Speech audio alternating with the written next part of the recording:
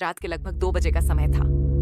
रमोजी film city के पुराने zone 4 में सुरक्षा कर्मचारी महेश अकेला गश्त कर रहा था। चारों ओर ऐसी खामोशी थी कि उसे अपनी सांसों की आवाज तक बहुत तेज सुनाई दे रही थी। महेश ने हमेशा की तरह अपनी टॉर्च आगे की ओर घुमाई।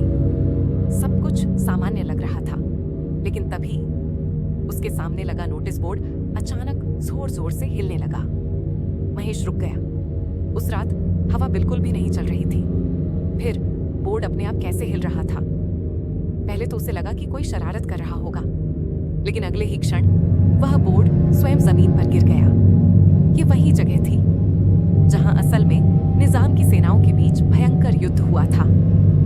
कई शवों को यहीं जमीन में दफनाया गया था और आज इन्हीं दबी हुई यादों के ऊपर फिल्म के सेट खड़े हैं। अगली सुबह एक अभिनेत्री का दृश्य शूट किया जा रहा था।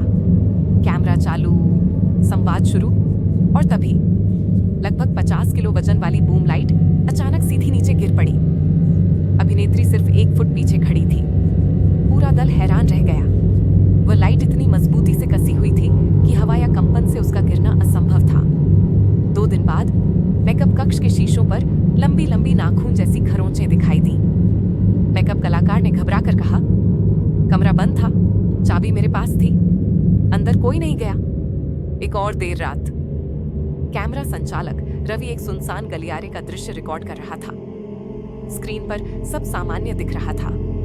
अचानक एक धुंधली सफेद परछाई फ्रेम के बाएं से दाएं गुजरी, बिल्कुल साफ दिखाई दे रही थी। रवि दौड़कर गलियारे की ओर भागा। वहां कोई नहीं था, लेकिन कैमरे ने वह दृश्य वास्तविक रूप से रिकॉर्ड किया था।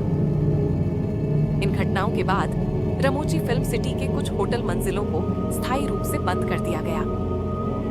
कर्मचारियों के अनुसार कभी प्लेटें अपने आप उछल जाती थीं, कभी दरवाजे जोर से बंद हो जाते थे, कभी बिजली अपने आप जल बुझ जाती थी और कभी खाली गलियारों में किसी के चलने की परछाई दिखाई देती थी। ये सब वास्तविक घटनाएं ये थीं।